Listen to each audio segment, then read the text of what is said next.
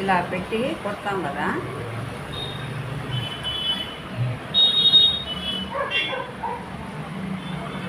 ఇలా కుట్టినప్పుడు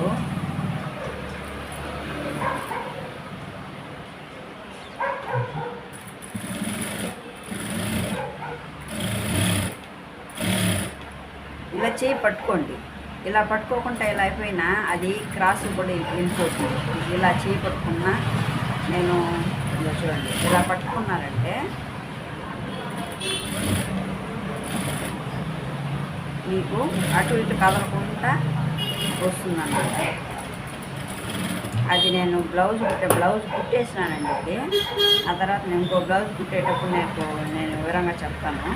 ఇప్పుడు ఇలా కుట్టినాం కదా, ఇలా కుట్టినప్పుడు మనము ఇలాంటి క్లాత్ని ఏం చేయాలంటే బొత్తిగా కట్ చేసేయకూడదండి. ఇప్పుడు ఇది ఉంది కదా, ఈ పాదం వరకే కట్ చేసేయకూడదు. కట్ చేస్తే ఇదేమవుతుందంటే పీసులుగా వచ్చేస్తుంది.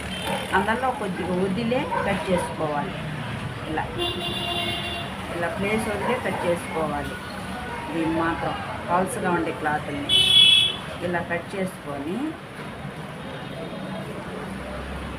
దీనికి ఆడాడ కట్టు పెట్టుకున్నాం అనుకోండి, కట్స్ పెట్టేసినామంటే బాగా రౌండ్ వస్తుంది. జాకెట్ కుట్టేటప్పుడు అయితే రౌండ్ వస్తుంది. అప్పుడు ఇలా పెట్టుకొని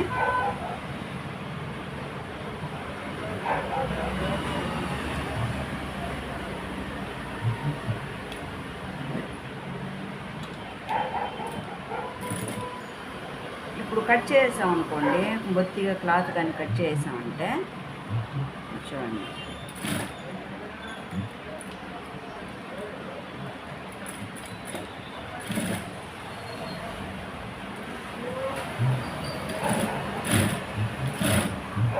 ఇది కూడా ఇట్లాగి పట్టుకొని టైట్గా ఫిట్గా పట్టుకొని ఇలా వేస్తే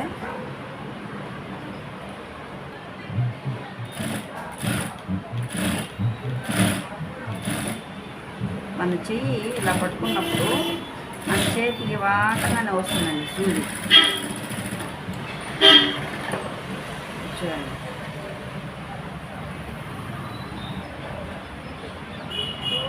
ఇలా వస్తుంది.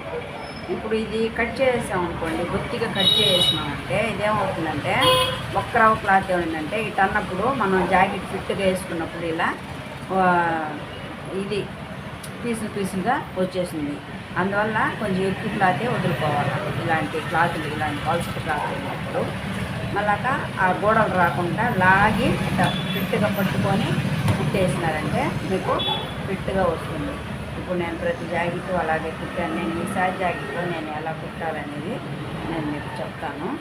ఇప్పుడు ఇది కుట్టాను చూడండి, ఇది చూడండి కుట్టేసి